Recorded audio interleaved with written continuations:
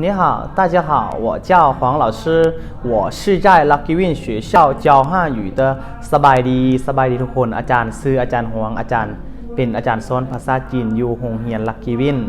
今天老师给大家带来一些医学词汇，如果谁想学的话，可以跟老师一起学一起读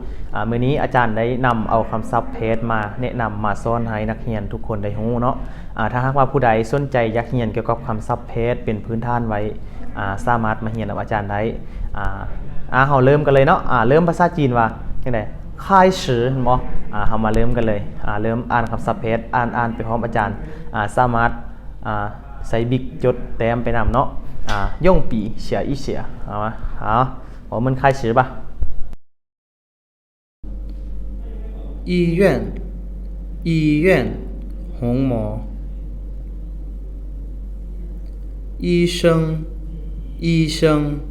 摊模护士พยาบาล护士助手ผู้ช่วยพยาบาล病人คนไข้生病เป็นไข้บ่สบาย感冒ไข้หวัด看医生ไปหาหมอ住院เข้าห้องหมอ治疗การปิ่นปัว救护车รถห้องหมอ病床เตียงคนเจ็บ病房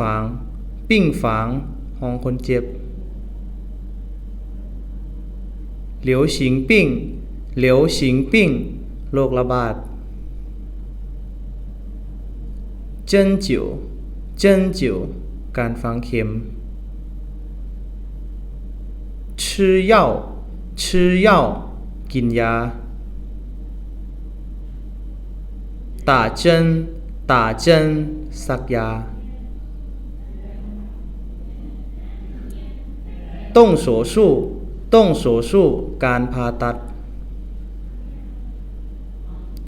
医疗费ค่ารักษา书院ออกห้องหมอ好了，今天的实惠就到这里大家觉得怎么样？老师希望每个人都能掌握医学的实惠如果谁想学汉语的话，可以来跟我们一起学，一起说汉语。我们这里热爱的欢迎大家เป็นจังได๋นี่คำศัพท์ที่อาจารย์สอนไปเมื่อกี้หวังว่าเนาะคงจะได้รับความรู้บ่หลายก็คงจะน้อยถ้าหากผู้ใดสนใจอยากเรียนภาษาจีนอยากเว้าภาษาจีนพวกเรายินดีต้อนรับทุกๆคนขอขอบใจ谢谢大家